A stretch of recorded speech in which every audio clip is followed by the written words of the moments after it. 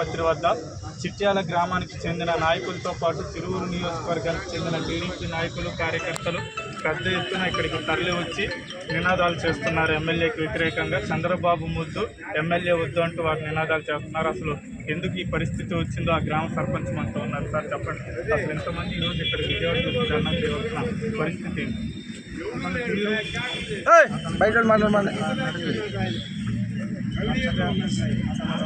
ప్రవర్తిస్తూ పెద్ద చిన్న గౌరవం లేకుండా మాట్లాడుతూ లేడీస్ పట్ల చాలా అసభ్యంగా కాల్ చేస్తున్నారు. ఇవన్నీ నచ్చగా అధిష్టానం దృష్టికి తీసుకెళ్లాలని ఈరోజు మా నాయకులు, మహిళా నాయకులు, మండల నాయకులు ఇక్కడ ధర్నా చేయడం. అసలు ఎందుకు ఈ కారణం ఎందుకు వచ్చింది? తెలుగుదేశం పార్టీ ఎమ్మెల్యేని తెలుగుదేశం పార్టీ కార్యకర్తలు వద్దనడం చాలా ఆశ్చర్యంగా ఉంది.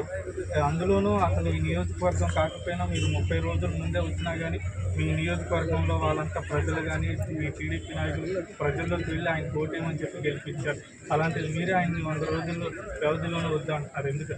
ఒక్కొక్క మనిషి బాబు గారు పంపించారనే నమ్మకం, బాబు గారి మీద ఖర్చైనా అతను 30 లక్షలైనా ఎంపీ గారు మా నాయకులు ఖర్చు పెట్టుకుని గెలిపించుకున్నారు.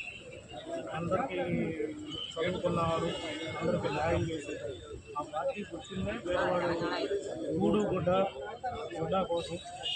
అలాంటి వాడు పేదవాడు బయటకు వచ్చాడు, చదువుకున్నాడు. పార్టీ మీద ప్రేమతో, చంద్రబాబు గారి మీద నమ్మకంతో ఆ నమ్మకాన్ని, మా నియోజకవర్గం నమ్మకాన్ని అందరినీ పనిచేశారు. తన ఓన్లీ డబ్బు మాఫియా, ఇసుక మాఫియా, మట్టి మాఫియా, అమ్మాయిలు అమ్మాయిలు తప్ప రెండో అందుకే తన